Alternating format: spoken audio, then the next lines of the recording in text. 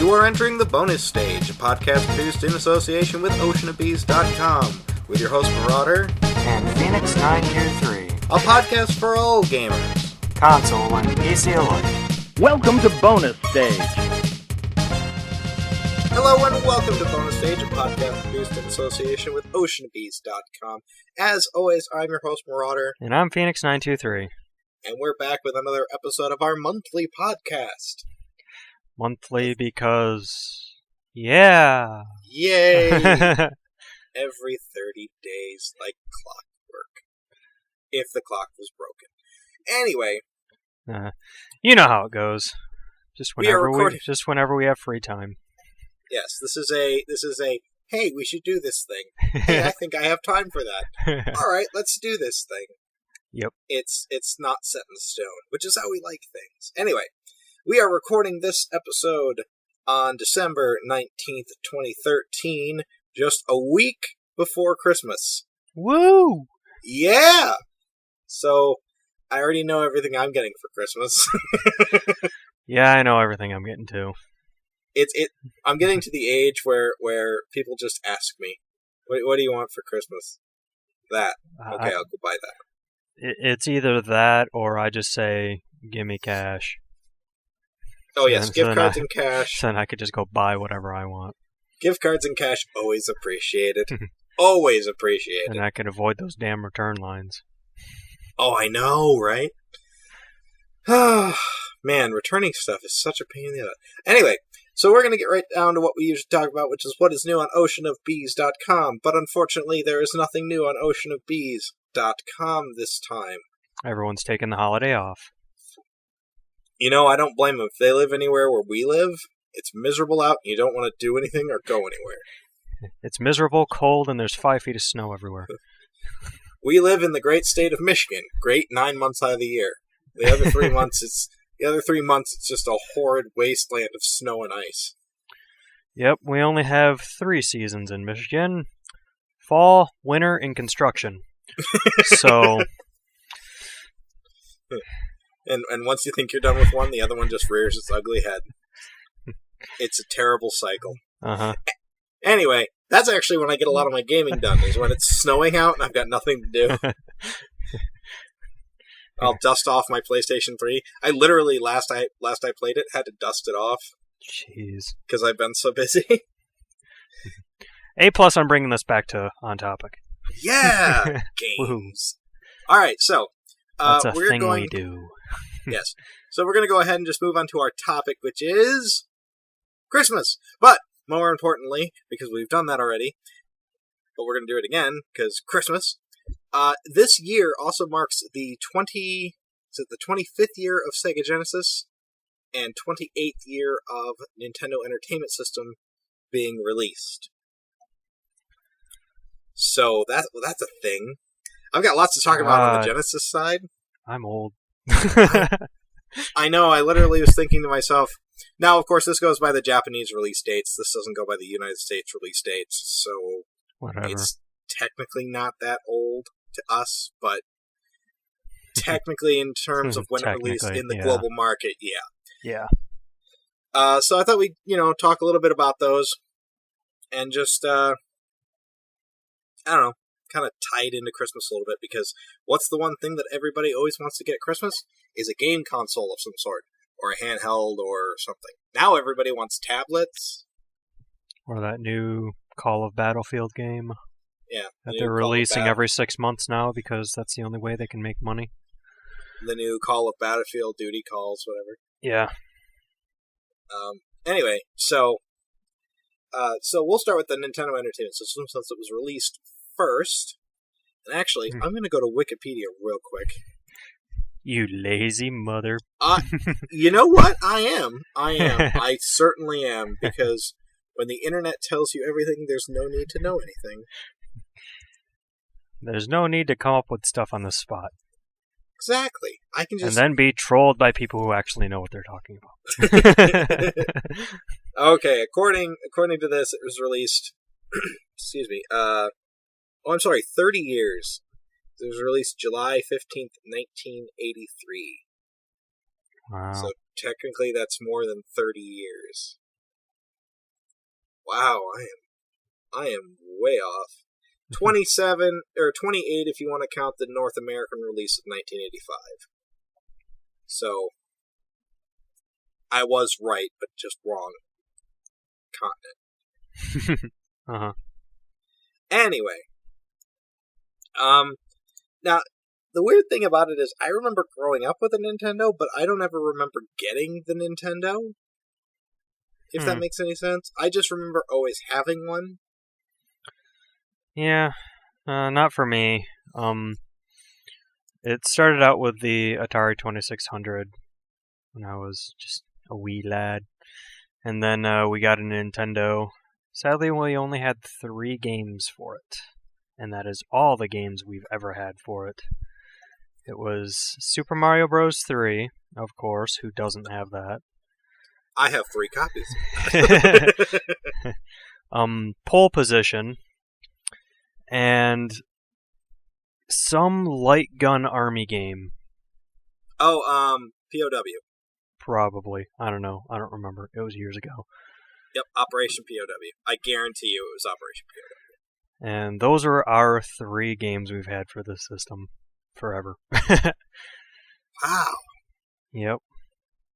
We had a few more. We didn't have a whole lot. I mainly borrowed them from like people in the neighborhood or my cousin had a bunch. Mm-hmm. And so I'd go. It was kind of fun because I'd only see my cousins on holidays, so I'd go over there at like Thanksgiving, and I'd borrow a game and give it back to them at Christmas. You know, the Super Nintendo was really when I was older and actually was buying games and getting games for like gifts and stuff for my birthday and Christmas and whatnot. So I didn't really think all that much about it because that was when I was like 3 or 4 when we had it. So it just never came to mind. Hey, there's more games for this. It was always like, who wants to play Pole Position? I do. Uh-huh. Like I said, I don't remember when someone bought it or brought it home or hooked it up, anything like that. I just remember we always had it. And I remember we had an Atari, but my sister sold it shortly after she got a Nintendo, so I have very little remembrance of the Atari. Mm-hmm. Almost no memory of it at all. I do remember Circus Atari, and I do remember Combat was like my favorite thing ever to play if I could get someone else to play with me.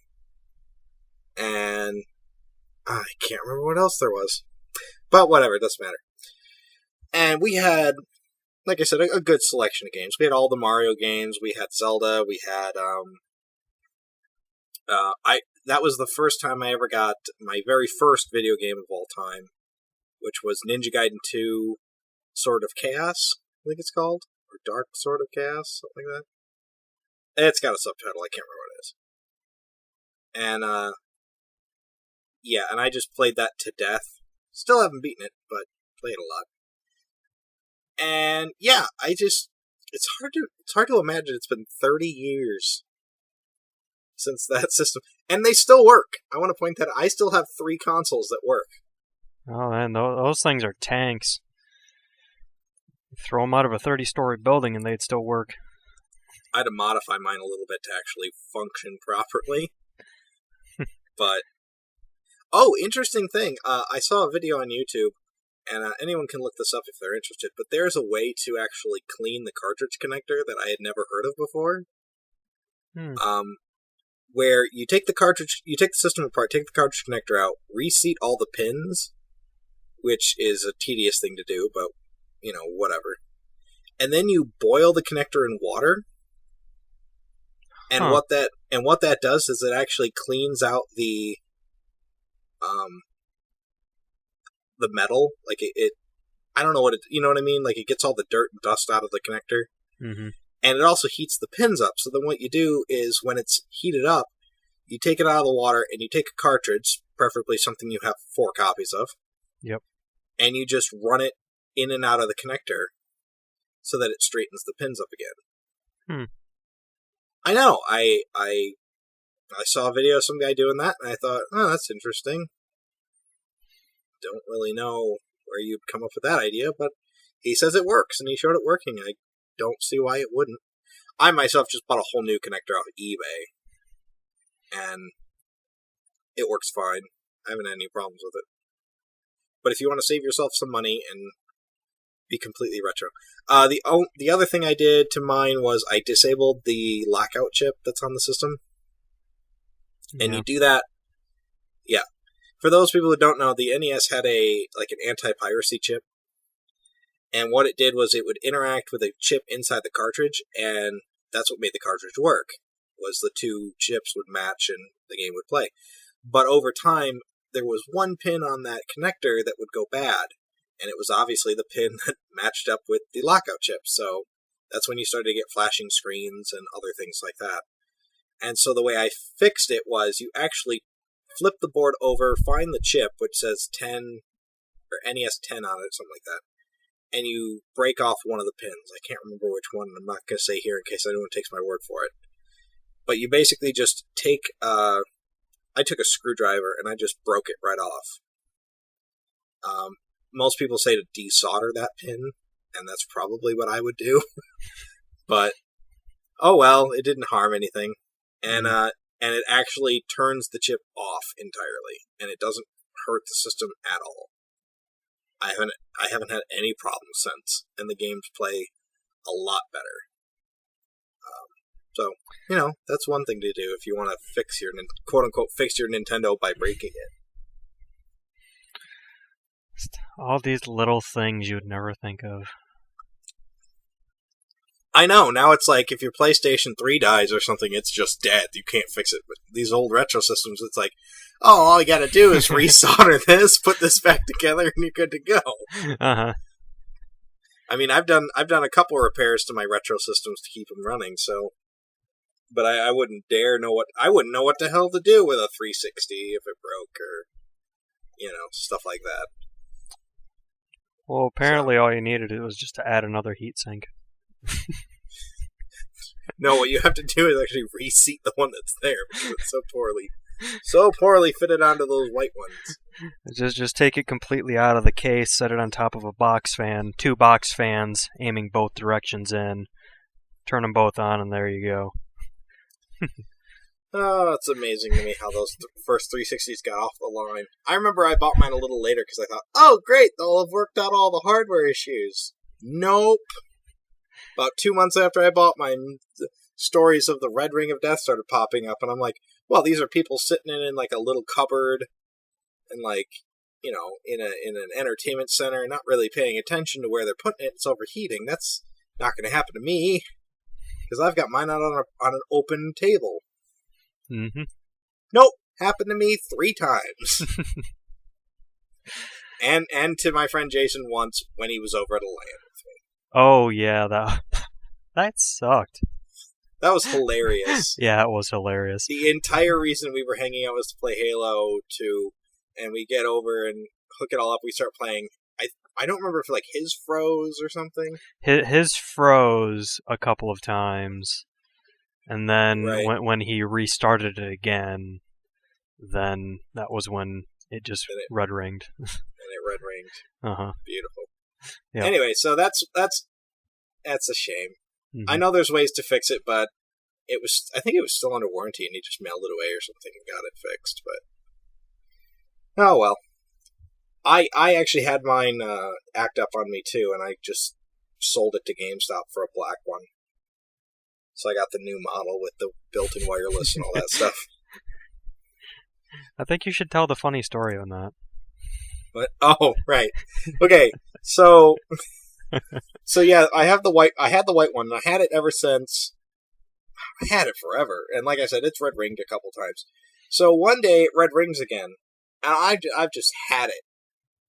I am just done with this stupid piece of crap. So what I did was, I turned it off, I turned it back on, it was running fine. So at that point, I stopped doing anything with it, and I took it to GameStop, and you were with me, right? Mm-hmm. Yeah, I went with you. You and your brother, I think it was? Yeah. Okay, so yeah, we go out to GameStop, and the guy at GameStop says to me, he goes, oh, well, it has to be obviously in working order for us to accept it for trade-in. And I was like, yeah, sure. No, it works. It's great. I just used it a couple days ago. So he puts in some kind of football game and he lets it sit there. And he's like, all right, we got to let that sit there for like 10 minutes. And I'm going, okay. So I'm pacing like he was a nervous wreck. I was a nervous wreck. It was just funny watching him pace back and forth throughout the store. I'm trying to be occupied, but I'm glancing over at the TV every 5 seconds going, don't you dare, don't you fucking dare. and thankfully it didn't red ring, so they took it in for trade and I got some stupid good deal. I think I bought the black model. Granted, it was the 4 gig model. It didn't have the hard drive in it. But I think I bought that for maybe... I think you got $100 off of it because you got 50 for the console, and then they had some special deal where you got another 50. Yeah, it was for something like in a console or something. Yeah, and then I got bonus trade-in bucks because I was a reward member or whatever, or yeah. GameStop member. So I got I think I paid like $80 for it, brand new. And then like a year later, I bought the hard drive to go in it. So now I'm back up and running again. Between that time, I was actually using a flash drive to store all my saves on. Which, surprisingly enough, I couldn't play Halo Reach because it required a hard drive. So that's when I knew I had to go get the hard drive. Anyway. But yeah, that was... Back to the Nintendo! I don't mean to like screw people over like that, but if they didn't take it in trade, I wouldn't know what to do with it. I'd have to sell it for parts. Mm-hmm. Or try to fix it myself, which I wasn't in the mood to do. Especially given the fact that the black one had HDMI out on it. Plus it had the built-in Wi-Fi too. Yeah, and the built-in Wi-Fi, and it was a lot better in terms of the heat distribution. It had the fan on the top with a vent and everything, so... yeah, it feels a lot more solid than the white one ever did. And I haven't had any issues with it since I've had it. So, anyway, back to the Nintendo. So, yeah, I don't remember ever really getting the Nintendo or anything like that, but every single Christmas Eve, we would go into my sister's room. She hated us for this because she was much older than we were. Mm-hmm. And we would sit and play and try to stay up all night playing Nintendo.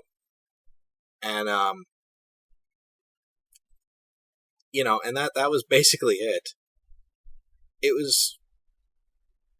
But it was such a great little console. I mean, despite all of the having to blow in the cartridges or all those little tricks you would hear from people at school or from people that own the system. Well, you gotta put the cartridge in slightly at an angle and then jam it over when you push down to get it to work. Or and we had the cleaning kit, and I remember driving it, not myself, but going to like Nintendo repair centers in town to get it fixed. So yeah, it was kind of fun actually, but it was also kind of a mess. But yeah, still to this day, like I said, 30 years later, it's still working. And I'm talking the old toaster models, like the front-loading, like VCR-looking ones. Not those new ones. Not the NES 2, which was the top-loader one with the dog bone controller. I wanted one of those for a long time, but it only has RF out on it. So, whereas the original Nintendo had a standard audio-video out on the side, so the picture quality is way better. Mm-hmm. It only had RF. So, but it was also region-free. Yeah. So that was nice, too. Otherwise, you'd have to buy a converter or buy a copy of Gyromite and rip out the converter that's in Gyromite. But anyway, that's one thing I gotta do, is I still gotta find a copy of Gyromite, and only to open it up and take the pin adapter out. So, if anyone has a spare they want to send me, totally get in contact with me. Anyway, so yeah, you guys only had 3 games for yours, huh? Yep. Wow. I don't remember the exact number of games we had for ours, but I remember we had a pretty good stack of them. My sister had one of those like zipper-topped carriers. Mm-hmm. Or Velcro carriers that actually was Nintendo branded, that you'd put remember the little protective sleeves? Yeah. Black sleeves that they went in? Mm-hmm. That was so awesome. Oh, wait, you just sent me a link to Gyromite. Yep. $3.19 with free shipping. There you go. Merry Christmas. Oh my gosh. Item condition good. I don't care what the item condition is. I'm just going to open it and take the connector out. Yep. Yeah, for people who don't know, there's a handful of NES games, Gyromite being the most common, that are actually just the Nintendo Famicom cart stuck into an adapter. So they didn't even bother reprinting the circuit boards or anything. They just literally stuck it in a pin adapter, put it in the case, and shipped it out to stores. Oh, man. Oh, wow, here's a picture of one that is taken apart. Oh, really? Yeah. Send me that one real quick. Yeah, so basically, if you had the special screwdriver, you could take it apart. Yep, there's the pin connector. Just to prove it's there. But yeah, that's a really good way of getting an adapter for your NES to play Famicom games. Because once you have that, you're set. Most people, what they'll do is they'll either solder or hot glue a ribbon to that so they can pull it out. Because when you put the Famicom game actually in that adapter, it doesn't stick out of the system far enough. Yeah. So they'll stick a ribbon on there. Or what I probably would do is take 2 screws and screw it into where those 2 screw holes are. Yeah. With like little washers and put some kind of ribbon on it. Anyway, we're getting off topic again. But well, we always do it, so yeah. Pretty sure they're all used to that by now. That's the thing about Gyromite, though. Some of them have it and some of them don't. And the one way to tell without opening it up is actually the weight. If it feels really heavy, that means that it's got the extra pin connector in it. So, anyway, moving on. Yeah, and then my sister got the NES replaced with the Sega Genesis. And I can't remember what year that was either. It was probably 92, something like that. She bought it used from, I think she bought it from Vidiot's, because she never had the box for it or anything. Mm-hmm. And the few games that she did have were cart only. They didn't have the nice little clamshell boxes. Granted, you could get those if you went looking, obviously, around then, but it wasn't. I just remember she just one day brought it home, and it wasn't like that big a deal. But it was kind of funny how she got around to getting one. Was she went to Blockbuster. This is kind of ties into last episode. She went to Blockbuster, and they were just giving away copies of Shaq Fu. Apparently. And so she brought a copy home, and then she went out and bought the system to play it on. So, yeah, we had Shaq Fu was the first game we had, and then since she had sold my copy of Ninja Gaiden that I had on the NES, and she sold the entire lot, through the paper, and most of it went to my cousin. She took me out to Vidiot's, and I picked out Sonic the Hedgehog 1 and Golden Axe, because I wasn't an idiot. I knew what those were, and I knew they were at least good. Yeah. I mean, when it came to renting games, I wasn't very good at it, but I had played those before, and I knew for sure those were good games. Yeah, and again, that was pretty much the Christmas tradition, was to try to stay up Christmas Eve, stay up as long as you could, and I would just sit and play video games. The one year I remember most vividly of that, but we'll get into this later. So yeah, the Sega Genesis, 25 years of Sega Genesis, 1988. It was released in Japan. And obviously, as you know, that being my favorite retro console of all time. And people will argue with me about why the Super Nintendo's better, and I agree. It's a far superior system in terms of hardware, and it had amazing games on it. I'm not putting the system down at all. I mean, it was my first console, the Super Nintendo was, so I'm not talking bad about the Super Nintendo here. But I don't know what it is. The Sega Genesis, I just have more fun playing it. The games that the Sega Genesis had were just, a lot of the times, more fun to play. Games like Gunstar Heroes and Sonic the Hedgehog. Sonic the Hedgehog was a big one. Mm-hmm. But then you had Echo the Dolphin and Golden Axe and Streets of Rage and I can't even name them all. There's so many. And even now when I go out to buy like old Genesis games, it's amazing. Some of the odd ones I will find, like stuff like Trampoline Terror, which I had never even heard of, and it's just this weird puzzle game. Or what was the other one? Empire of Steel, which is a really great shooter, or Whiplash, or is it Whiprush, I think it's called, which is another really great shooter, and things like Raiden Trad. I don't know, there was just more. I preferred the arcadey feel, I guess, of it over the Super Nintendo. Mm-hmm. So I don't know. I preferred the controller. I will stand behind that controller forever. Is probably the 3-button and 6-button are probably the best controllers ever made. So, I don't know.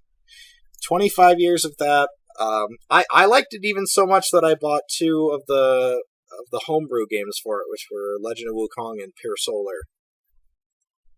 And they were expensive. Pure Solar especially. I think Pure Solar was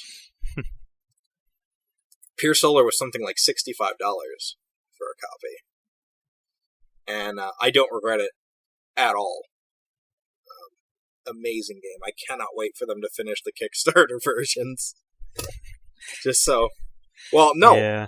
I can't wait for the Kickstarter versions and the game guide that I ordered. Because I ordered the game guide a long time ago. I'm still sitting around waiting for it. Yeah, don't they do batch orders? They do batch orders, but also the book's not done yet. Oh. They put out a special coupon or something where you could order it and get like 40% off it or something, which would save you like $8. Mm-hmm. So I ordered it anyway because I figured even if I had to wait, I don't mind waiting. If it's only $12. I'm not sure what shipping will be, but or maybe I already paid shipping. I can't even remember anymore. I'll just have to wait till it magically shows up in my mailbox. Yeah, but no, the Sega Genesis, I don't know, there's something very special about it. Especially going from the Nintendo to the Sega Genesis was such a leap. And I know people talk about going from like the 16-bit to like the PlayStation and the Saturn and the 64, like how amazing that was. I disagree. I think the bigger leap was from the Nintendo to the Super Nintendo Sega Genesis, because you had just so many more colors on screen, and the games just played faster. There wasn't as much slowdown. The more characters on screen, bigger sprites, just so much more to do. And that was the era that I think a lot of games came into their own. Like all the best versions of Mega Man are on the 16-bit systems. You know, you had the best Sonic games, you had the best beat 'em ups, you had the best arcade ports, things like that. Yeah. Heck, you could even argue, and it's not true, but you could argue that the version of Doom on Super Nintendo was good. It wasn't, but you could argue it, and at least have a leg to stand on by the end of the fight. I mean, I don't know. And it was kind of an interesting time, too, because the Sega Genesis had the 32X come out, and the Sega CD, and you had all these companies experimenting with CD technology. I don't know. There was something special about that era of gaming. And to think that only 25 years ago, it all started. I don't know. It was... I mean, we've said it before in this podcast already, but damn, I feel old. Just thinking back. I don't know how kids play games anymore. It boggles my mind how a kid can grab a controller who's no more than like 8 years old and play Call of Duty. Because game developers are catering to idiots now.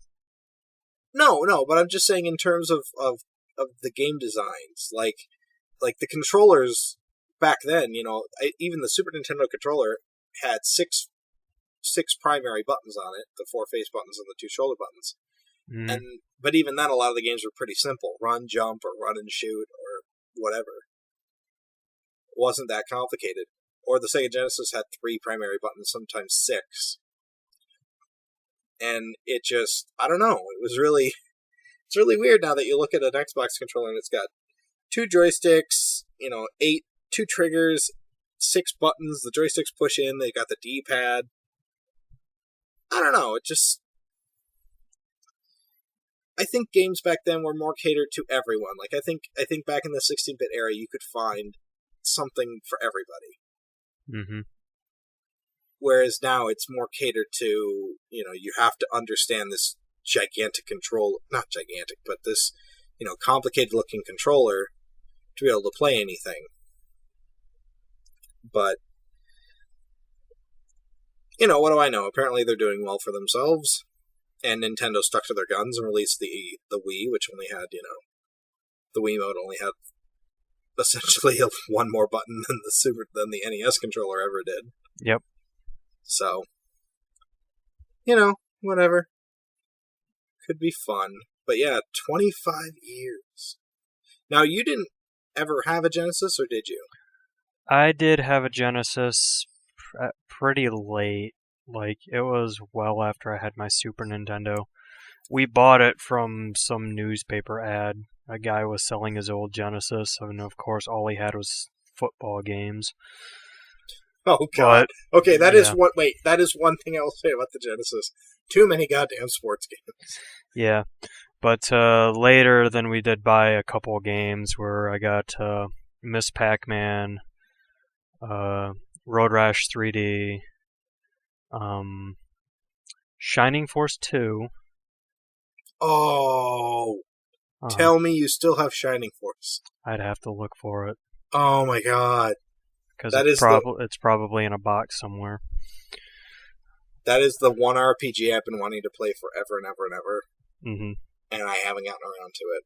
Yeah. Because just finding a cartridge of it is so hard. I don't know, there's one more, but if I can't remember it, then it's probably forgettable anyway. So. Not many Sonic games, or? No, I don't think we actually had a Sonic game. Oh, okay. Just we were more Super Nintendo oriented. It was just, the guy was selling it for like $15, controllers, everything with it. It worked, and we just kind of, our parents were like, "Do you want it?" "Yeah, sure, another game console." Bought it, played it a little bit, went back to the Super Nintendo. See, now I was the complete opposite.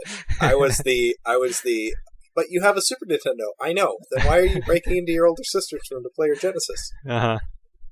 Because she has better games than I do.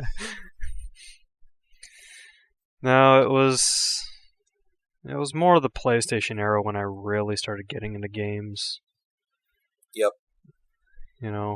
All Nintendo, Super Nintendo, Genesis, I didn't buy games for anything.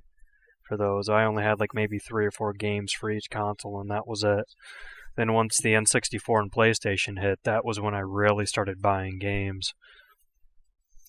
Yeah, that's when I started to have a little bit more money. Mm-hmm. I bought a couple Super Nintendo games and stuff. I remember one time I went into I think it was a Meijer store on Alpine, or maybe it was Knapp Corner. It was right when the N64 was out, probably 2000, I want to say. Yeah. And I walked in and I got to pick a game. Was that it? Oh no, I went to buy NHL Breakaway 98. That's what I went to buy, because it was on sale for like $8 or something like that. and I actually did like the NHL games on Genesis and things, so I went to pick it up. And sitting in the discount bin at the end of the aisle, on the end cap, was a copy of Super Star Wars Return of the Jedi. Yeah. Super Return of the Jedi, whatever it was. And that was only like something like $6. And so I picked up both of them. So it was weird. I came home with a Super Nintendo game and a 64 game. Well, wasn't that the game that you had to be like escorted through Toys R Us with like a guard or something? No, that was Target, and that was Halo. Oh. I had just turned 17, and I saved up all the money from my lawn mowing and stuff, which took about maybe 3-4 weeks to get $60 together, whatever. And we headed out to a Target, and yeah, I went back to the little glass cases they used to have. Now they have everything in those plastic bins with the pull cords on them. Yeah. It's really kind of weird. But whatever. They had this glass case. I asked the guy to get Halo out for me, and he's like, "Are you done then?" I was like, "Yeah, I'm done." He's like, "All right, so you're gonna go pay for this?" I'm like, "Yeah, I'm gonna go pay for this up front." Yeah. At this point, I'm getting kind of annoyed because I was like, I just want to buy my game. Yeah. And he goes, "All right, well, you got to wait here a minute." So, yeah, he calls up this security guard looking guy. He's got like a security hat on. He's got the whole thing, Mm. And he starts. He takes the game. And he goes, "You gonna buy this?" I said, "Yeah." And he goes, "All right, let's go." And he starts to walk. So I'm following behind him because I'm thinking, "Give me my game." And as we're walking through, as we're walking up to the front of the store, it's quite a ways, and I'm starting to look around me, and around me is all these people, and I started to notice that they were pointing at me, and literally and motioning, and people were kind of like whispering and things, and I'm thinking to myself like, what? I'm just trying to buy a game. Mm-hmm. Like, I just want to buy my Halo game. And then I realized what exactly it looked like, because you've got a 17-year-old little kid. I had a probably crappy shoes on at the time, and my hat pulled down over my eyes, whatever. And I'm walking behind the security guard, who's walking me to the front of the store, holding the game. Yep. And I'm thinking, oh no. They think I tried to steal it. They think I'm trying to take this. So, yeah. And it got even worse when I got up to the register, because I get up there, and the lady that was up there, she scans it, and she goes, "All right, well, how old are you?" And I said, "I'm 17. And she goes, "Oh, okay. What's your birthday?" And I said, and I gave her my birthday, and she typed it in wrong. and it came up that I was, because I only turned 17 like a few days before. Mm-hmm. And she says to me, she goes, "Oh, well, we can't sell this to you unless you're 17. And I went, "I am 17. Well, and she goes, "Well, what's your birthday?" So I tell her my birthday again. And she types it in wrong again. At this point, I am just livid. Yeah. I am just pissed. And the guard, who at this point was over by the front door, starts to kind of walk over, because I'm getting I'm not angry, but I'm getting kind of loud. Mm-hmm. And I'm telling the lady, this older lady, I'm saying, you're typing it in wrong. Type it in. And I tell her my birthday again. And the third time, oh, there, yep, no, that worked. Good. Here's my money. Give me my game. Goodbye. Never shopping here again. Oh, it's the most frustrating thing. It wasn't until until I was much older I ever went back to Target for anything. Mm-hmm. Because it was such a pain. But yeah, no, that was fun. Any other like Christmas memories? I guess we're trying to tie these two together, and it's not working out quite well. But I mean, what? It's just a general discussion over how old the consoles are. Yeah. Who cares? Yeah. Merry Christmas. There, I tied in Christmas. So. No, but the Sega Genesis, I mean, it is my favorite console. It is what I played a lot of as a kid, even though I had a Super Nintendo and a 64 and all that other stuff. And I remember getting my Sega Genesis from my neighbor across the street. It was selling it in a garage sale. I think I paid like $20 for it or something. Mm-hmm. With a couple controllers and a couple games and stuff. And that was when Funcoland was still around, of all things. Right, that place existed. Yeah, Funcoland actually existed. Funcoland was amazing. Funcoland was unlike any other store. Like, it might be nostalgia talking, but I just remember there was the one on Alpine, and I remember you'd go in there, and they had stations set up against the wall. Probably like 8 stations, each of a different system. Mm-hmm. And I don't know why I remember this so well, but they had Sword of the Berserk on Sega Dreamcast playing. I don't know why I remember that, but I do. But I went... Now, the only thing I remember of something like that was back when Best Buy used to have their little display right in the middle of the store. They had those, like, gigantic 12 TV set up all and, up in the air. And then you'd play the game, and then it'd show up on there as well as the screen that you're watching. And the game that they always had running on that for me was Stunt Race FX for the Super Nintendo. I remember that, but I remember when they were running Jet Force Gemini through that thing on the 64. That was something. But no, yeah, I do remember they had those giant... It was huge! Mm-hmm. It reached all the way to the ceiling. It was ridiculous. Oh, man, I wish I had pictures of that. Because the way that was set up was so weird, too, because when you walked up to play, the different stations were, like, offset from each other. Yep. So it was this really odd... I don't even know what kind of shape to describe it as. It was just kind of this jigsaw-like construction. And you had to find an open spot and just kind of weave your way in there. Mm-hmm. It was very weird. Yeah, no, but Funcoland... I remember, I don't know why I remember this, but I went out and I bought Gunster Heroes, and I bought Sonic and Knuckles. And the reason I remember that is I got home, and Sonic and Knuckles didn't work. And I didn't understand what I was doing wrong, because I put the cartridge in, nothing worked. Turns out, I had to flip down that little cover for the game to actually start up as Sonic and Knuckles. Mm-hmm. I almost returned it. I was so close to taking it back to get another copy till I was like, no, I'm going to keep it for a day. And I went to school and I had a friend of mine who's a couple grades above me, and he goes, oh no, you're not. There is a game on there, but you have to let it kind of boot into that. And then if you put the other cartridges on top, it does cool stuff. I'm like, oh, that's what that is. Mm-hmm. An extra cartridge slot. Oh, man. I remember I brought my Genesis to school one time, because we were doing like an end-of-the-year party or something in my high school. Yep. And so I brought my Genesis in, and I hooked it all up into this... You remember those TVs? I don't remember if your school had these, that were on those like push carts? So they had the giant TV that was like strapped down to it. Our school had TVs set up on like these mounts up in the corner of the room. Oh, okay. Each classroom had their own thing, but it was just weird because there were, big old tube TVs. So I'm just like, right. That's not safe, and the teacher's desk is right under them. Right.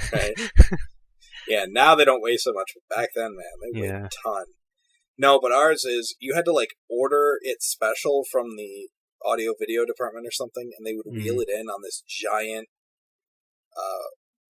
it almost looked like a set of shelves, and on the very top shelf was this television that was strapped down, and then they had a VCR with a remote that was bungee corded to the to the set of drawers or whatever. Mm-hmm.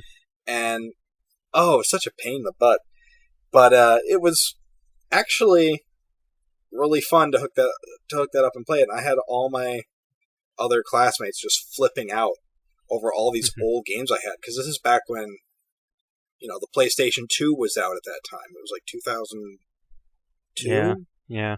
So everybody was playing like Xbox and PS2, and I brought in the Sega Genesis. So that should tell you how long I've been playing retro consoles. It's not like something I just picked up. It's something I've always had. I've always kept these old systems around.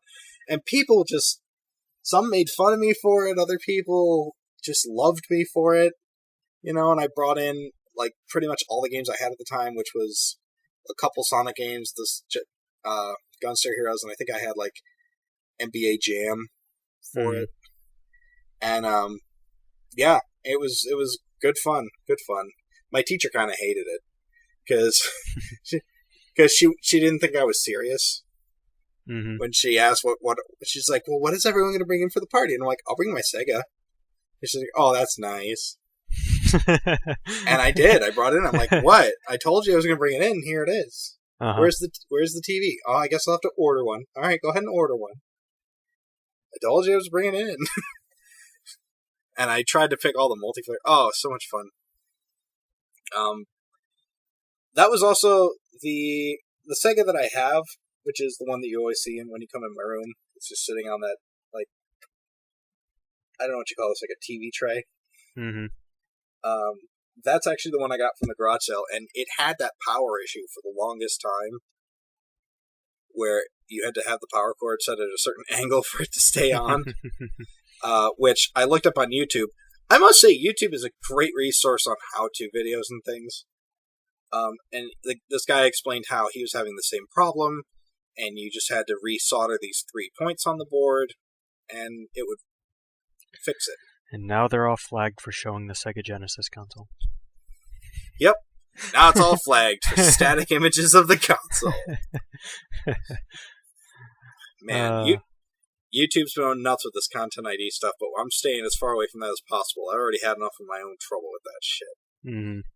But hopefully they'll get that all sorted out, and people can go back to, actually making videos. Anyway, well, moving on to Christmas stuff, there's one thing I wanted to bring up that's kind of Christmas related, which is, I think it was 2001. For my birthday that year, I got a Game Boy Advance. Mm-hmm. And I also got a subscription to Nintendo Power. And I had never had my own personal subscription to a magazine before.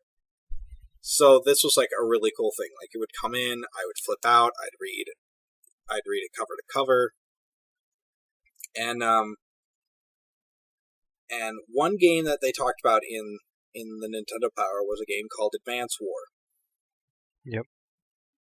And it just sounded like, I was a huge fan of RTS games. Red Alert, Age of Empires, things like that. I can't remember the Mech Warrior one. I think it was called like Mech Warrior Assault or something like that, where it was like a squad-based RTS, whatever. And I played them all the time. And so when I saw this game, and I'm looking at screenshots and I'm reading about it, I'm just thinking, this game just sounds amazing. You build tanks and you blow up other tanks and you conquer buildings and wipe out your enemy. Like, oh, so much fun. And I remember I asked for it for Christmas, and my older sister, Leslie, bought it for me, and on Christmas Eve, we give gifts to each other. So I gave her the gift I got her, I don't even remember what it was. Mm-hmm. And I gave everyone else their gifts, and she gave me Advance War. And she said to me, she goes, you have no idea how hard that was to find. She goes, I ended up going to Target and getting the last copy they had. And I was beside myself. And so all night, that's all I did. Was I sat in the dark with my original Game Boy Advance under a lamp. Mm-hmm. Looking at this game, trying to figure it out. Eventually, going through the tutorials and figuring it all out. But, oh man, it was so much fun. So much fun. And then Christmas morning, I was still playing it. I was literally sitting on the couch waiting for everyone else to do their whole gift unwrapping, as I'm playing Advance War still. To this day, I still haven't beaten it. I got to the last mission or whatever on it. I can't beat it. I don't understand what I'm doing wrong, but I follow like video walkthroughs on YouTube of what exactly you're supposed to do, and I still can't do it. I don't know. But it is one of my favorite game series of all time, Advance War. I want one on the 3DS really badly. I mean, I know that Fire Emblem is kind of the same thing. Well, it's from the same company and everything, but man, I'd love to see a return to form for that series. Yeah. Because there was... I don't have the second one on Game Boy Advance. I think it was like Dark Hole or something like that. Black Hole Rising. Black Hole Rising. I don't have that one, but I do have the two on DS. Dual Wars and... Yeah, kind of funny how I came Days of across Ruin. my copy of that. Oh, yeah? Uh-huh. My brother was lending, I think, Mario Kart for the DS to one of his friends. And this is, back when they had that little GBA slot at the top of the cases. Right. So then his friend put his copy of Advance War Dark Hole Rising in there. And then I guess he just never realized it was still in there. He gave it back to us. And then it was... we'd stopped playing Mario Kart like a while ago, so when he gave it back, we just never even looked. And then, I don't know what made me look in there. Maybe I just felt like playing Mario Kart at the time, but it was in there.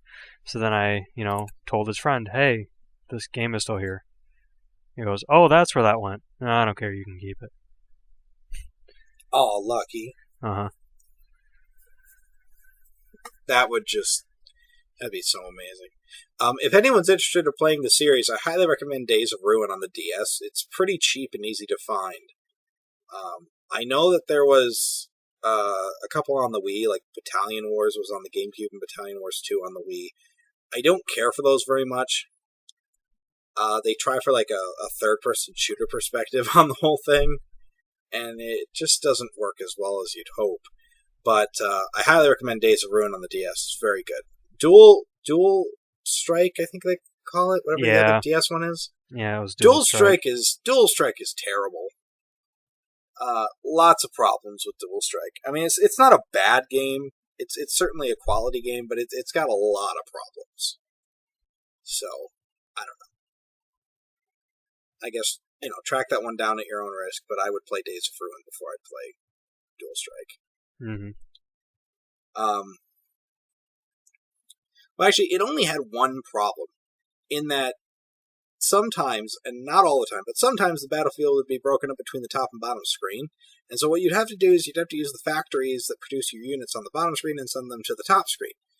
And so you essentially had two battlefields that you had to control at once. But the biggest problem was, if you conquered the upper battlefield, which was usually in the sky and you could only use planes, you couldn't call any of your units back down to the bottom screen. So they just kind of hung up there till they exploded and died. And it was like, it seems like a huge waste of money and time and effort for something like that. But yeah. I don't know. I didn't care for that one very much. Funny thing though, if you actually have Days of Ruin and Dual Strike does this too. If you have one of the older DSs that has a Game Boy Advance slot in it, and you put the Advance Wars game in the bottom, it actually unlocks some commanders in the DS versions. So, if you're looking to unlock additional people, go ahead and track down the Game Boy Advance games. Because they give you cool bonuses. But then they took that slot out and kind of defeated the whole purpose. But, oh well. Anyway, but yeah, that's probably one of my favorite Christmas memories, is just staying up all night playing Advance War. Partially because I wasn't expecting something that expensive, and partially because it's just so amazing to, such a good game and so much fun. But anyway, so anything else to add to our Christmas/old game systems talk? Not that I could think of right now. No. Alright, well, then we're going to move on to our next section, which is viewer questions. And we actually have one. This was posted a couple weeks ago, and I do apologize to, his name is Tosi H, T-Y-S-O-H, for not answering this earlier, because this was posted back in episode 25. And I didn't get around to it because I don't know what YouTube's doing with the comment section, but they don't email you the comments anymore. They post it to the Google Plus pages, and you have to go into your Google Plus to find them, and I don't even know. I actually just stumbled across this by looking at my dashboard in YouTube. So I do apologize for not answering this earlier, but we're going to answer it now. So take that. Objection. Objection. Uh-huh. Okay. Alright, so Tyso, I'm going to call him Tyso, because... So Tyso H, if you could go back in time and be there for any game system launch, that would be... What would it be, and why? Same question, but why not? But what game release? Okay, so 2 questions. If you could go back in time to any game system release, what would it be and why? And same thing with a game release. Don't really know, because I've kind of owned them all. Aside from, Microsoft's Xbox side, but... In terms of consoles... Yeah, but if you were to go to a launch... Yeah. I've been to a few launches. Like, I picked up my GameCube at launch. I picked up the Game Boy Advance at launch, the DS at launch, things like that. Yeah, I haven't actually been to any launches. It's just all right, mostly... Well, if you had one, then you could go back to, which would it be? I know which one. I know which one you would go to. No question in my mind which one you would go to. PlayStation 2. Mm-hmm. Yeah, that is actually one of my favorite systems. Yep. Just because, well, it's just the vast library of it, all the games. Oh my god, the number of games on PlayStation 2 just boggles my mind. And, I mean, I don't know. Like I said, I didn't really go to the launch before, and I didn't really keep track of all that. Was there anything special for it they did? I don't remember. All I remember about it was that it was, stupid hard to find one. Yeah. Because they didn't actually prepare for the amount of people who were going to buy it. Yeah, I don't think they expected it. But, yeah, I think I got my PS2 halfway through its life cycle. Yeah. I picked up my first one when they switched to the slim model. Mm-hmm. No, I got the good old fat model. I actually had 2 fat models because they kept dying on me. Well, it's just where we had all of our games was down in our basement instead of, upstairs. And that was where we all played our games, and I think it was just because of the moisture in the air that just kind of ate away at the system and eventually just killed it. And then, eventually we got the slim model, which has been upstairs since then and is still going strong. Yeah, I picked up my slim because I didn't know what else to ask for Christmas. That literally was it. My mom's like, well, what do you want for Christmas? I'm like, I don't know. She's like, how about a PlayStation? I'm like, okay. Mm-hmm. And so we went out and picked up a PS2 Slim, and I picked up a couple games for it. I picked up I got Star Ocean and Killzone and I think Devil May Cry 3. And yeah, that was pretty much it for my PS2. But man, you could always walk into a GameStop and just walk out with handfuls of PS2 games. With handfuls of PS2 games, you just walk in with $20 and come out with 4 games. Yeah. No, there was a ton of stuff like Death by Degrees, which granted is not a great game, but I bought it for 99 cents. Yeah. Stuff like Kill Switch. Stuff, what was the other one? PsyOps, the Mind Gate Conspiracy. Oh god, that game, yes. Which was so much fun.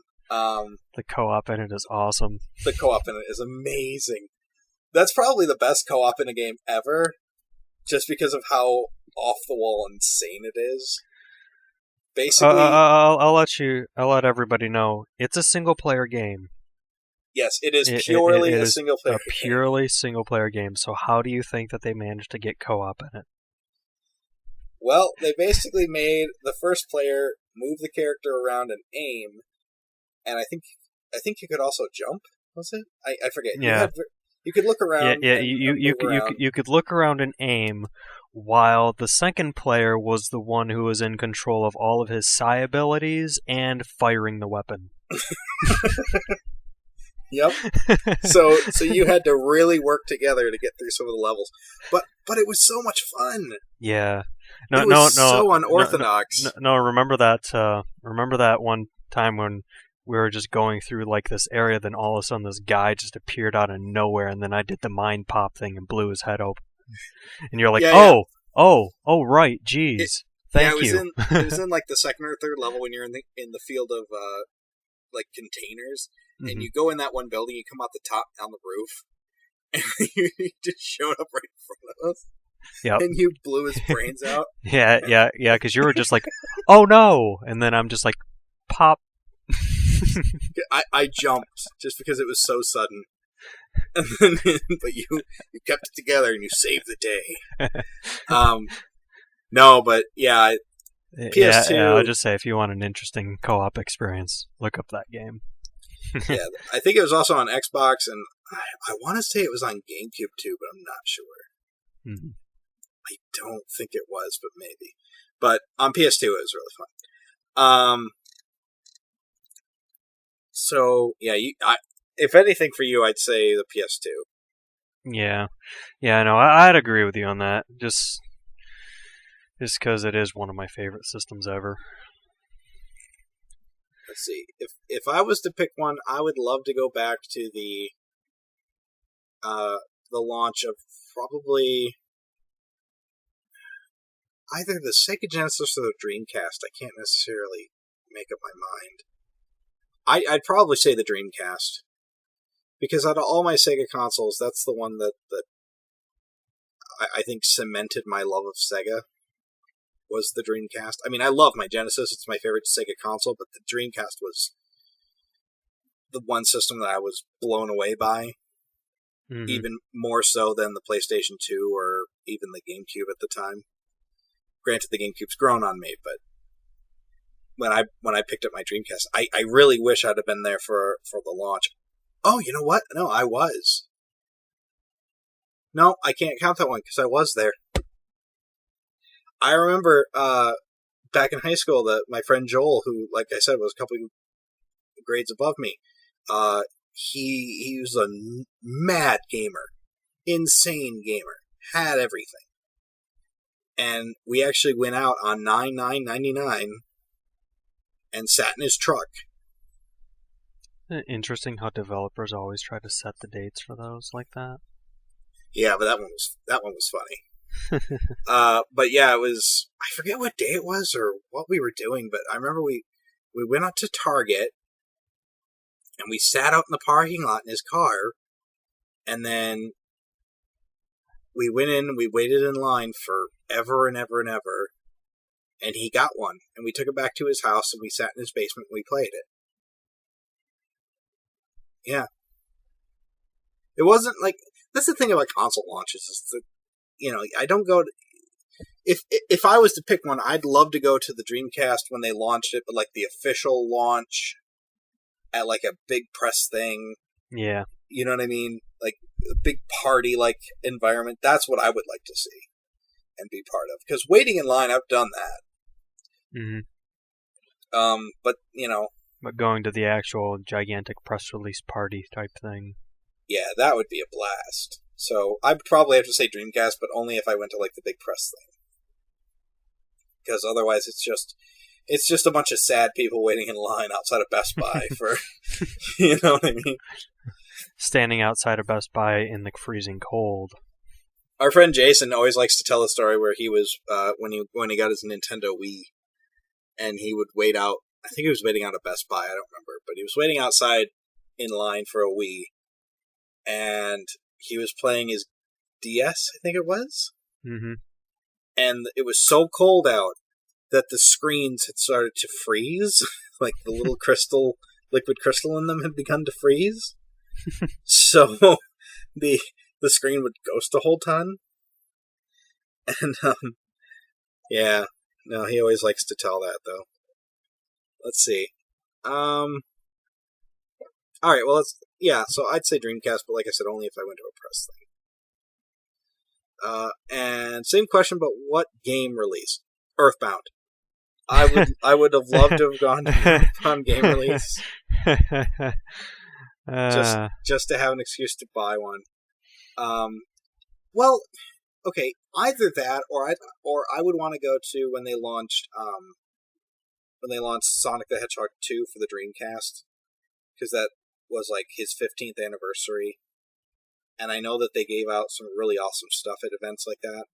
Mm-hmm. So I guess I to be completely honest, I'd probably say Sonic Adventure 2. It also hurts that I don't actually own that game yet. I only have the GameCube versions. Not the original. Yeah, but again, only if I could go to like the Summer of Sonic in Europe or something for it, or some kind of big release party. Mm-hmm. Because I've gone and waited in line. Like we went and waited in line for Pokemon, and picked up Pokemon recently and stuff like that. So it's, Woohoo, midnight release. Yeah. But if I could pick one to go back to and actually go to, it would be the Sonic the Hedgehog 2 Dreamcast release. Yeah. Actually, using your little joke there, yes, I would go to Earthbound knowing, if I knew what I knew today about it. And buy 3? Yeah. God. Well, that, and plus I would have taken better care of, I actually would have kept the box. I would have taken better care of the game guide that came with it. Right. It's just... It's hard to see, but see, it's really hard to guess what's going to be valuable and what's not. Mm-hmm. I mean, just like those... What is it? What were those 3 Wii games? Xenoblade Chronicles. The Operation Rainfall? Yeah, Operation Rainfall. I bought all those, pretty much the day they came out, thinking that they were going to be, like, rare. And the only one that really was Xenoblade, just because it was a GameStop exclusive. Yeah, I thought... And then everything else is just kind of... was going to be a lot more rare than it ended up being. Yeah, because it came in, like, that special collector's edition box thing and everything, but then you can just buy that for like $20 now. Yep. But no, I'm at least glad I have my copy of Xenoblade because it is ridiculous to get now. Yeah, actually, to that point, there was a friend of mine, or not a friend, but a girl at work who said that her roommate had just bought a Wii, and I quick wrote her out a list of the games that I would recommend for the Wii. Sadly, I left off Muramasa the Demon Blade, and I can't see why I did that, but... Well, you always tend to forget about that, because then, it's like every couple of weeks you go, oh, right, they remade that for the PS Vita. I should totally buy that! Yeah, but anyway, the first game I wrote down on the list was Xenoblade Chronicles, and I wrote down what the price was, and I wrote $100 plus. Mm-hmm. And when I handed it back to her, she looked at the list, and she goes, why is that one so expensive? I said, because it's rare, but it's worth every penny. Yep. Even at that price. A lot of times I don't agree with that. Like, I don't think that Earthbound is necessarily worth the $200, $300 people are asking for it. Well... I would say if it came complete with everything, then yeah. But card only, it's still hitting $150, $200. Yeah, which is still ridiculous. Yeah, if it came complete, that'd be a different story. But yeah, I don't know. So I forget what else was on the list because I just wrote it down from memory. I know I put Sin and Punishment, Star Successor on that list. I put whole bunch of others. I put all the Project Rainfall games on there. Mm-hmm. Last Story and Pandora's Tower. Do you have Pandora's Tower yet, by the way? Yeah, I have it. Okay, good. Like I said, I bought them all when they came out. That was the last one to come out, and I actually bought that one not because I necessarily wanted it. I mean, I did, because it was a Project Rainfall game, but I kind of felt obligated to buy it since I had signed the petition and went through all that work, to get it released. Yep. And then it gets released. It's like, I kind of feel obligated to actually buy it.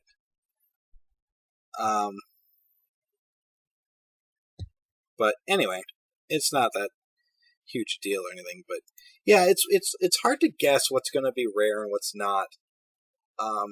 Like And then there's some games that are rare that don't make any sense, like Final Fantasy VII. It's just rare because of the nostalgia.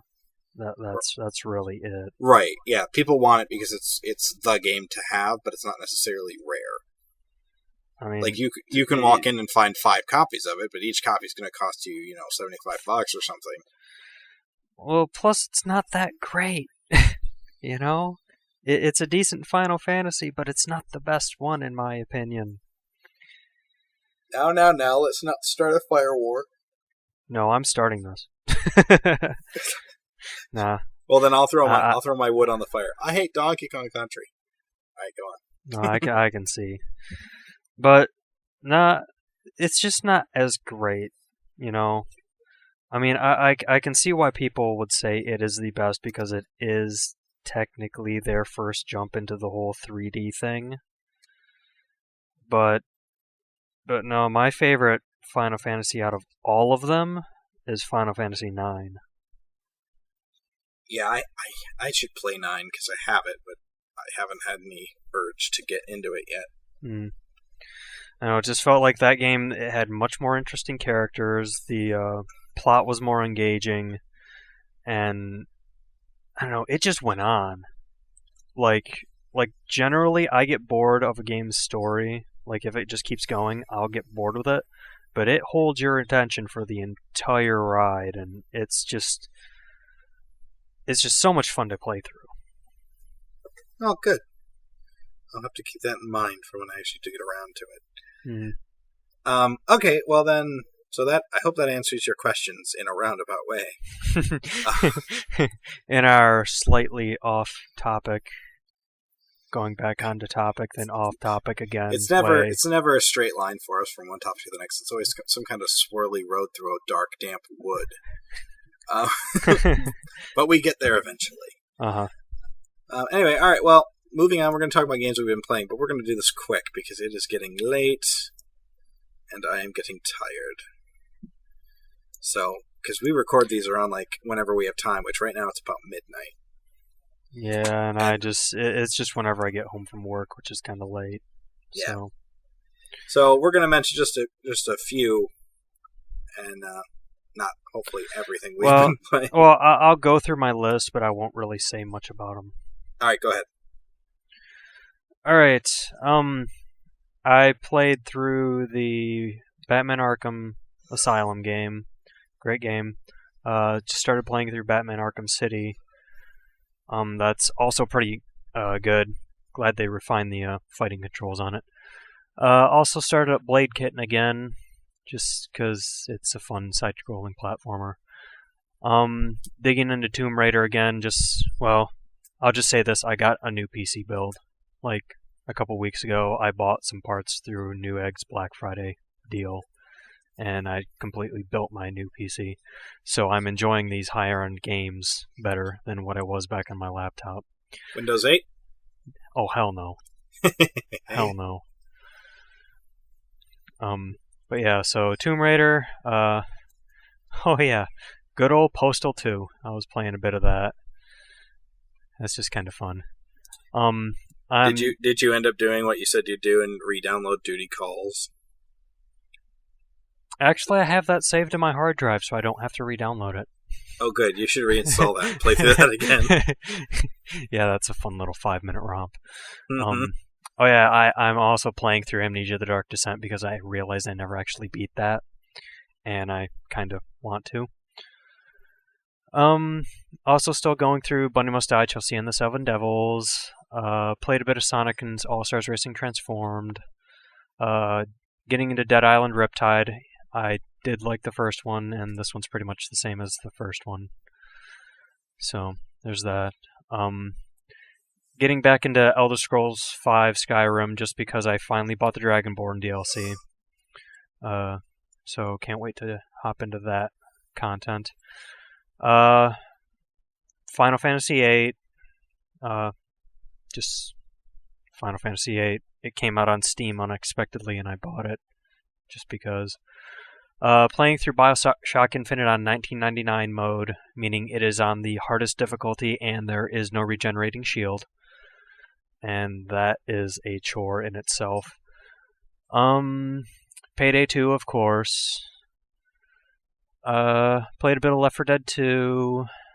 Played a bit of Contagion. That's a fun game. It's still in its early access, but I'd recommend it if you want a zombie game where you can actually play as the zombies and take out the human players. That's fun. Started up Far Cry 3. God, I hate Ubisoft. Still playing through LA Noire. Why do you hate Ubisoft? I was expecting tons of bullshit DRM. Yeah. Okay, I'll just say I knew that I had to have a Uplay account to play Far Cry 3. I knew that before I bought it. Okay. The way that I thought that it was going to handle it was I thought that I would have to log into Uplay in the game to play it, which I was like, fine, whatever. I have to do that for Rockstar's games like LA Noire with their stupid Rockstar Social Club. I'm fine with doing that. What Far Cry 3 did is it installed Uplay. And basically when I launch Far Cry 3 from Steam, it starts up Uplay, which I have to then launch Far Cry 3 from through Uplay. See, now I heard they were getting rid of... Oh, it wasn't that they were getting rid of Uplay, they were getting rid of their season pass, or their online pass. Yeah. That's I think what they said, but... Mm-hmm. Oh, well. Yeah, so I am kind of pissed about that, but Far Cry 3, the game itself is actually kind of making up for it, just because it is fun, and that's Voss, the one thing... I think his name is Voss, yeah, the bad guy in that game. He's just a delight to deal with. Like, you would think that you'd hate to run into the bad guy. It's just a treat every time you run into him. It's just fun. I heard he was like one of the best bad guys ever or something. Oh yeah, I'd see that. Moving along, Outlast. I picked that up during their Thanksgiving sale. Oh, is that That's like survival horror thing with the camera? Yeah, with the camera, and you're going through the asylum thing. Yeah. Just as a side note, Jim Sterling gave that a Game of the Year award. Yep. Or a nomination, I guess. Mm-hmm. Well, he's naming off 5 games of the year. So right, okay. I'll just say it's... that works. Yeah, whatever. But I just only played like the first 20 minutes of it just to kind of get into the game, get through all the intro stuff. And yeah, I can see that being a fun playthrough. Starbound, for those who don't know Starbound, it is basically Terraria on steroids, where you can travel from planet to planet. Each planet has like its own randomly generated everything on it, including buildings, monsters, weapons that drop, dungeons. There's 6 races now for the early access. There's going to be 7 on full release. And I'll just say I love Terraria. I have close to 200 hours on it. And I'm just kind of playing Starbound on and off just because, since they're in early access, which they're in their beta, they're kind of resetting the saves every now and then. So I'm not really trying to get too far into it. But no, I can see myself playing that game for hours. And then finally on my Steam list is Strike Suit Zero, which is a space... Well, it's like one of those... I don't know, how do you describe it? Like free roam space flyer things. Yeah, like, sure. I guess where like you can fly, like open world space sim. Yeah, where you can fly around, to like through space to fight enemies, take out warships, stuff like that. I played through the first mission of that. That looks like it's going to be a lot of fun playing through. Picked it up for like $5, which is great. On my 3DS, I just recently picked up Attack of the Friday Monsters. Played that for like 2 hours. Yeah, that's going to be interesting. It's weird, isn't it? It's really weird. Like, it's not so much a game because all you're really doing is just playing through this kid's normal life. And his normal life includes monsters attacking his town every Friday. Which they televise. Yeah, which they televise. And then basically throughout that, you're challenging your friends in the card games of the monsters, which is just kind of a advanced version of rock, paper, scissors. and a mix of Mastermind in it. Yeah, that's actually a good comparison. But there's that. It's a weird little game. It's weird, but I know I'll enjoy it. Played Legend of Zelda: Link Between Worlds. Absolutely love that game. I'll just say Nintendo kind of outdid themselves in that. Completely fantastic. Oh yeah, still playing through Rune Factory 4. Starting to get back into Kingdom Hearts Dream Drop Distance. And oh yeah, and I also have to play through and beat Persona 4. I finally got past the turning point where it decides if you're going to get the good end or bad end, and I am shooting for the good end, of course.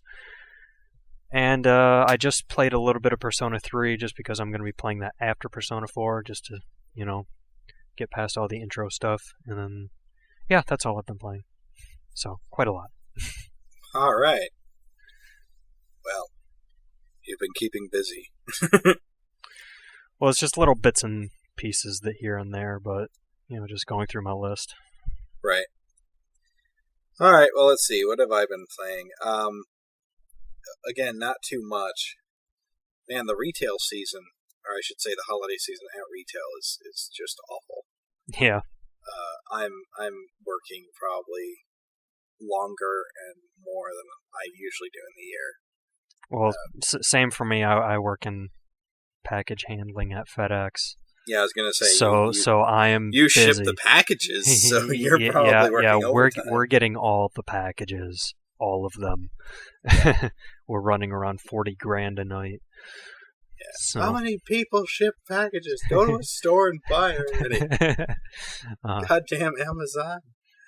All right, so I'll just quick go through a couple things that I've been playing through. On my PS3, Yakuza 3. I've been playing through that some more. I don't know what else to say. I love Yakuza. I love it.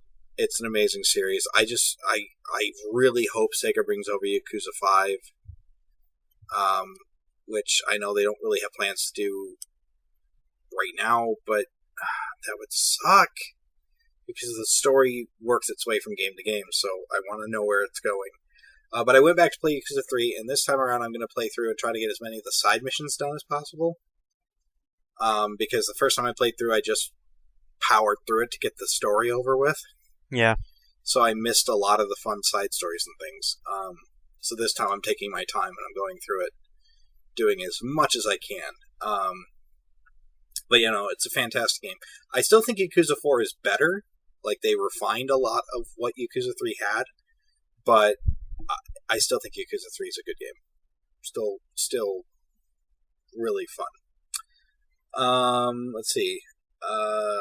Beyond Two Souls. I did get into this a couple hours. I'm playing it with my friend Sandalphon or Alex. Not my friend, but he's my friend. You can't have him. But our friend. But we did this with Heavy Rain, where we would play through it. I would play through it, and he would just make hilarious observations the whole time. And so we decided to do the same thing with Beyond Two Souls. And this time around, though, there's actually a two-player mode in it, where one player controls the female character, Jodie, I think her name is, and the second player controls the ghost that's inside of her or something. So that's actually a lot more fun, because that gives him something to do, other than just sit around and do Watch nothing. You play. Yeah. And he's still making hilarious jokes. I wish to God I would have recorded some of that stuff and uploaded it, because, my God, it was funny. But anyway, the story's really interesting. I really haven't gotten more than a few hours in, so I'm not really sure, where it's going to go or what. And it is that same kind of game, like Heavy Rain, where it's not really a game, it's more like an interactive story. But that's okay, because the story is really interesting. And just for your own little observations here, the very first thing that happens is a group of SWAT. They break into this building to try to kill the girl or whatever in the very first scene. And the whole time I was laughing my butt off, because I'm saying to myself, like, you're in my spot, sir. You're in my way. You're in my spot, sir. Because they do that whole thing where they wand the door and then they set a charge and then they, it's like, God, oh I gotta install SWAT 4 again now. I hate you. yeah, I gotta play through SWAT 4 and like do it legit, like single player, one at a time. Because SWAT 4 is amazing. Anyway,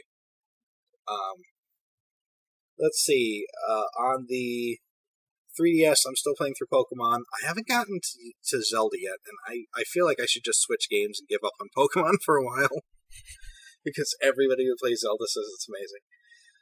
But still enjoying that. I don't really have anything else to say about Pokemon, because it's Pokemon. What else have I been playing? Just 2 more games. Or 3 more. On my PS Vita, I got the new Killzone Mercenary. And, it's okay. I played through probably 4 missions now, out of the 9 that's available.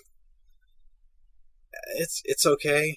I don't like it as much as the console versions, but I mean, for a handheld version, it's very, very good. But there's just a couple things that bug me about it.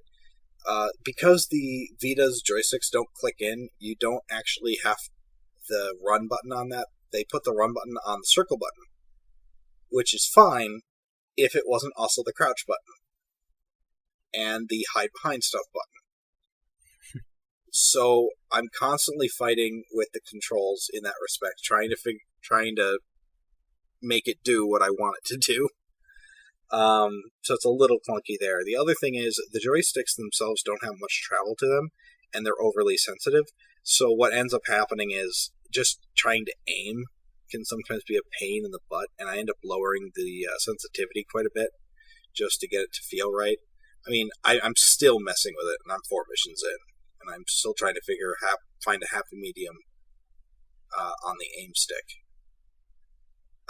So I don't know if it's just me and not, because I play so many shooters on console now, or on PC rather than console, that I can't get used to it again. Or maybe it's just those tiny, tiny joysticks. But overall, the game's, fun and all, but I'm just not... It's such a pain to play through because of that circle button being mapped to, 3 different things, all of which are important. I really don't understand why, for the sprint, they couldn't just have it on the touchscreen. It really confuses me. You've got this whole touch... Or the touchpad on the back. Oh, don't put anything on the back touchscreen, because your fingers are constantly resting on it, so there's no reason to have it. Uh-huh. But yeah, they have the switch weapon button on the touchscreen, which I thought I'd hate at first, but it actually works really well, so I don't know why they couldn't have this run button on the touchscreen too, but whatever, that's nitpicking. The other 2 games are, for my Wii U, is Sonic Lost World, which I think I talked about this a little bit in the last podcast, or at least I talked to you about this earlier, where I didn't like the controls at first. Mm-hmm. Basically what they did was they took Sonic the Hedgehog and they gave him a run button. So if you hold down the right trigger, he'll run. If you let go of the trigger, he stops. And he moves around at a walking pace. And I think it's a way that they tried to find a happy medium between the breakneck speed he's supposed to have and actual platforming. Because Sonic is a platformer. Yes. And I know it took me a long time, and I died a lot just trying to understand this trigger thing. Because not only does he stop dead in his tracks when you let go of the trigger, his jump also is way short. You lose all momentum even when jumping. So it was very difficult to grasp, but once I got it, it actually works really well. And I don't have many problems with it. As a game itself, it's not my favorite Sonic. I mean, it is a good game, but it's certainly not as fun as, say, Generations was, or Colors, which I had a lot more fun playing. Actually, I think Colors nailed it pretty much dead on. But that doesn't make Lost World, a terrible game. It's certainly better than a lot of the Sonic games that came out this generation. Or I should say last generation. And it is certainly one of the better games. And it's a Wii U exclusive, so take that. So yeah, it's good. I don't know. But if you're expecting something like Generations or Colors, you're going to be really disappointed. But if you go in with an open mind, it's actually not a bad game. My only real complaint with it is they make you play the game entirely with the touchpad controller, and there's no reason for the touchpad to exist in that game at all. They don't do anything with it that can't be done with just a button press. Like, you can play on the controller, but that's about it. Oh, and to activate color powers, you tap the button or the touchscreen, and then you move the controller around to move the character around the screen. It's really gimmicky, and I think a lot of it could have been done better with just a general controller. Okay, so my last game, and we'll end on this, is Super Mario 3D World, also for the Wii U. I picked this one up, I think last time we had Santa Bucks, just because it's been getting perfect 10s across the board, and people are raving about it, and I'm not one to usually run out and get a Mario game, because the price generally never goes down, or they don't go on sale too often.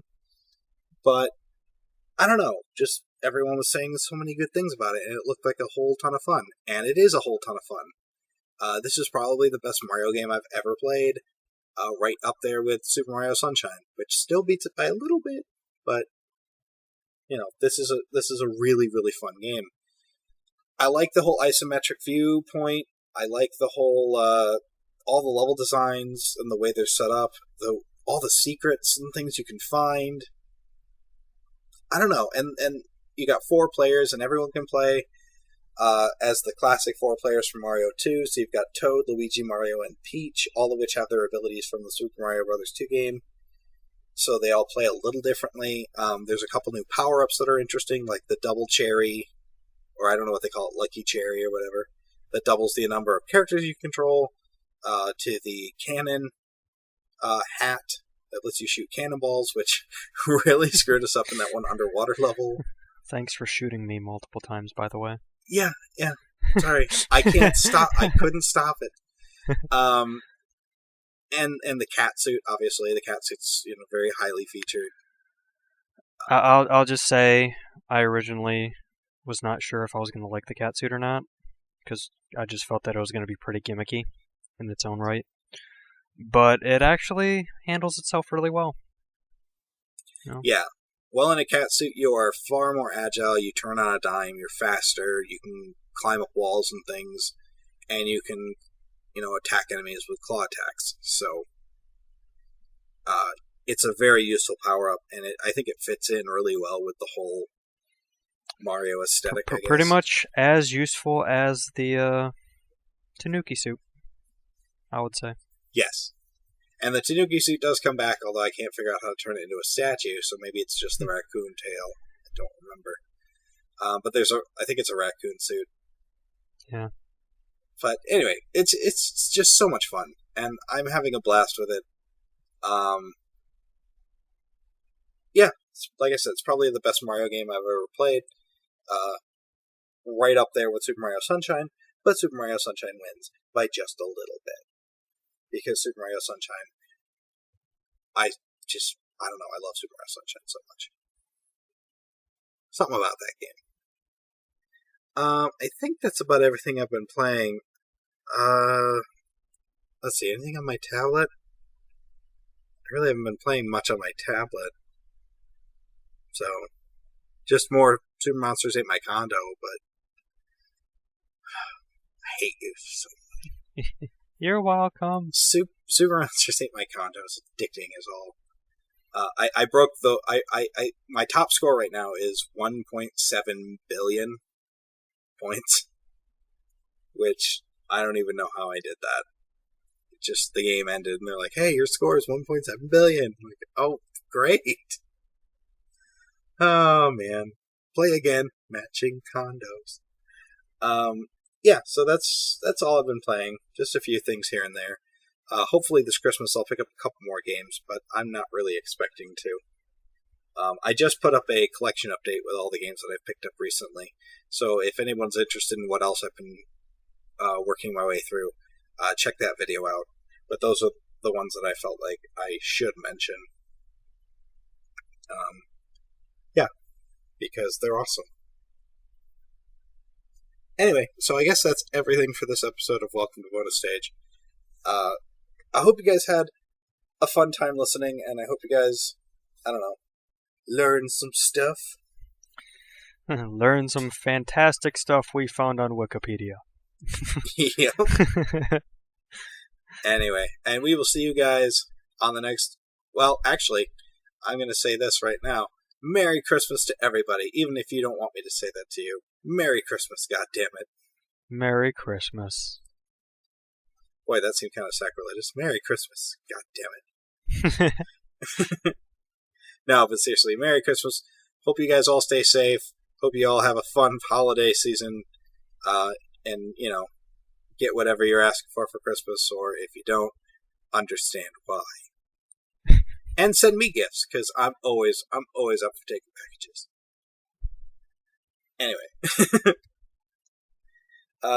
Yeah, so I guess we'll catch you guys on the next bonus stage. Catch you later.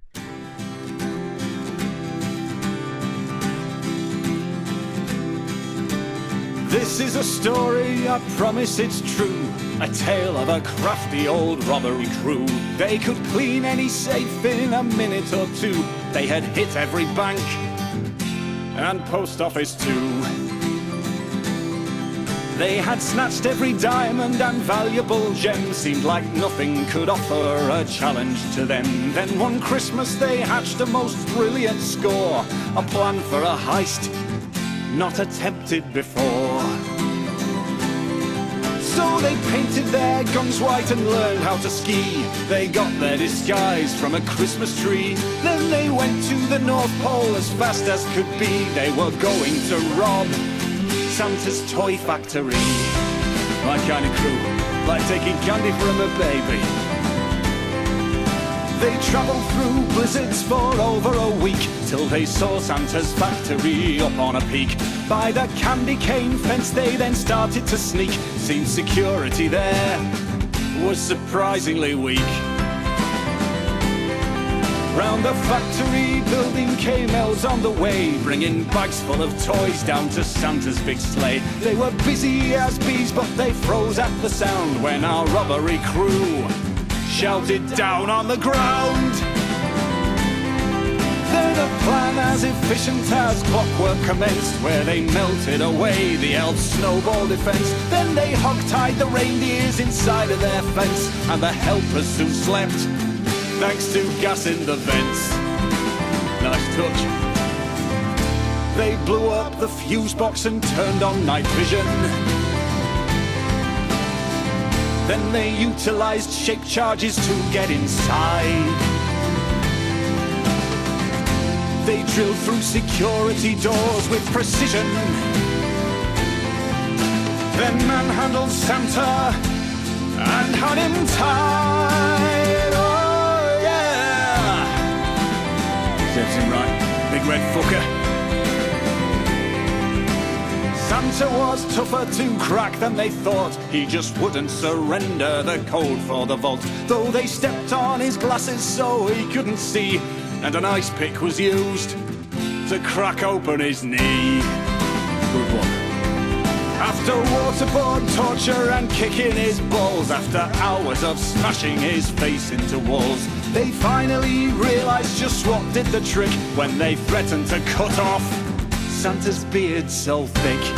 You have got a dirty mind. So he gave up the code and they all gathered round to find out just what treasures were there to be found. As the vault door swung open they realised why a heist against Santa had never been tried. They looked in the vault and they all felt like rookies. See, inside there were just lots of milk and cookies. Oh dear God, you fucking amateurs! Why do you think no one's done it before? Dickheads.